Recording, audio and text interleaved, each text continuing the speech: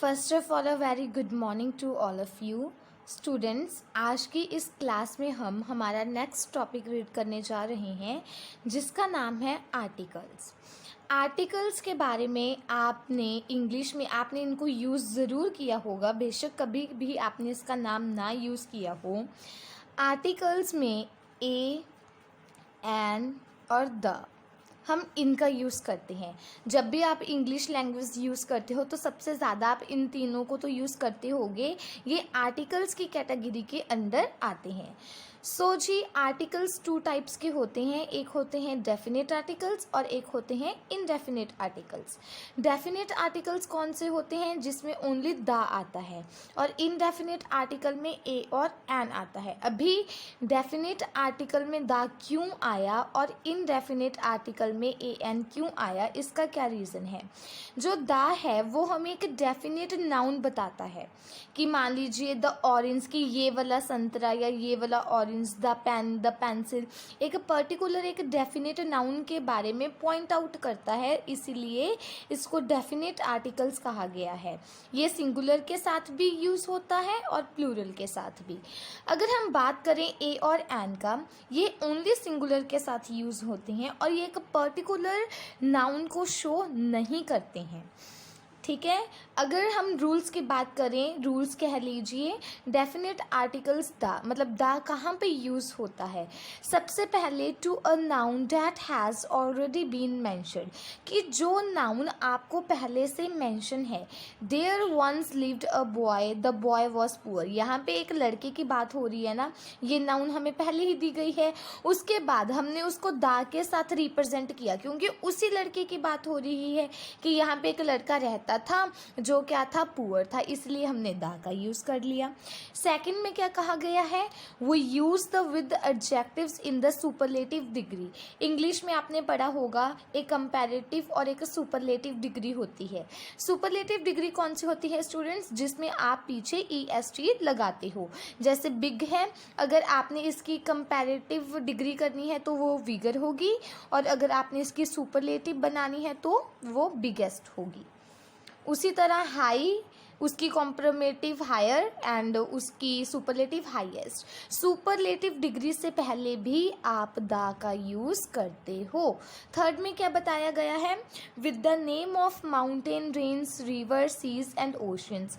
जहाँ पे आपने पर्वतों की, रिवर्स की, सी की, ओशन की बात करनी है, वहीं पे भी आप किसका यूज़ करोगे? द का यूज़ करोगे। The Himalayas, the Ganges, the Pacific Ocean. इसी तरह इसमें आप डेफिनेट प्रोनाउंस में, जिसमें कोई डेफिनेट चीज़ आपको बताई गई है, चाहे वो सिंगुलर है चाहे वो प्लूरल है, आप द का यूज़ करोगे। उसके बाद with the name of the famous building, trains and ship. Titanic, आपने शिप का नाम सुना होगा, बहुत फेमस है, उसके आगे भी आपने द का यूज़ किया। वाइट हाउस, एक बहुत पार्लियामेंट हाउस है, बहुत फेमस है, तब भी आपने द का यूज़ किया।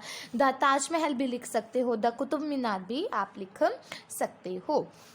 उसके बाद जब आप किसी होली बुक होती है हमारी रिलीजियस धार्मिक बुक, जैसे गीता, ये हिंदुओं की धार्मिक बुक है, तब आप the Gita, the Bible, the Shri Guru Granth Sahib, उसके आगे होली बुक के आगे आप द का यूज़ करोगे स्टूडेंट्स। उसके बाद न्यूज़पेपर्स के आगे भी आप द का यूज़ करोगे, the Indian Express, the Tribune.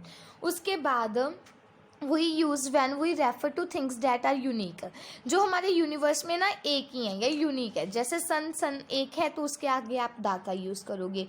The moon, the earth, ये यूनिक सी चीज़ें हैं और यूनिवर्स में एक हैं, उनके आगे आप द का यूज़ करोगे। अभी द का तो आपने समझ लिया।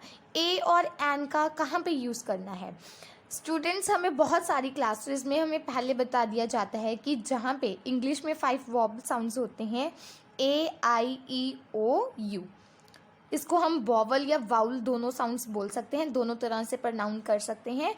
जैसे मान लीजिए AIEOU की आपको छोटी क्लासेस में क्या बताया गया है कि बच्चों जहाँ पे वॉवल साउंड्स आ गए आपने एन का यूज़ कर लेना है, लेकिन ये पूरा सच नहीं है। एन का यूज़ आपने कहाँ पे करना है? जहाँ पे आपको 3 स्वर की ध्वनि सुनाई दे, जहाँ पे आपको 3 स्वर की साउंड का पता चले, उ, अ, ई।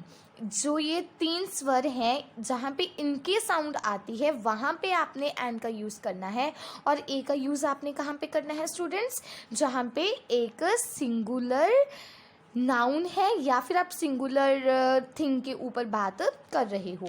अभी ये वाला रूल मैंने आपको क्यों बताया, क्योंकि जो आपका लेवल है या आपकी क्लास है, जैसे आपको हो यूनिवर्सिटी अगर आपको कि मैम यहाँ पे तो वॉवल साउंड यू है तो हम एन लगा देंगे।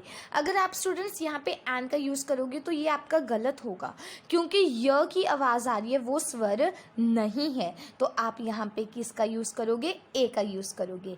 एग, ए की आवाज़ आ रही है तो आप एन का यूज़ करोगे, ठीक है। उसके बाद पीपल, पीपल में प की आवाज़ आ रही है, स्वर की आवाज़ नहीं आ रही, तो आप ए का यूज़ करोगे। इस अकॉर्डिंग आपने इनका यूज़ करना है। आपने ए आई ई ओ यू वॉवल साउंड्स वाला जो रूल है वो नहीं, जो स्वर हैं उ अ ई, इसके अकॉर्डिंग ए और एन को यूज़ करना है।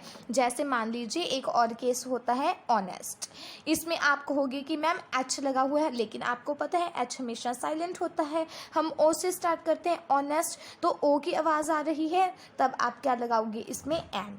चाहे बेशक इसमें जो फर्स्ट अक्षर था वो कॉन्सोनेंट था, लेकिन हमने साउंड के ऊपर जाना है। तो ये रहा हमारा आर्टिकल्स का टॉपिक। इस टॉपिक को मुझे उम्मीद है कि आपको समझ में आ गया होगा। इसको समझ के प्रैक्टिस करने की कोशिश कीजिएगा। Thank you.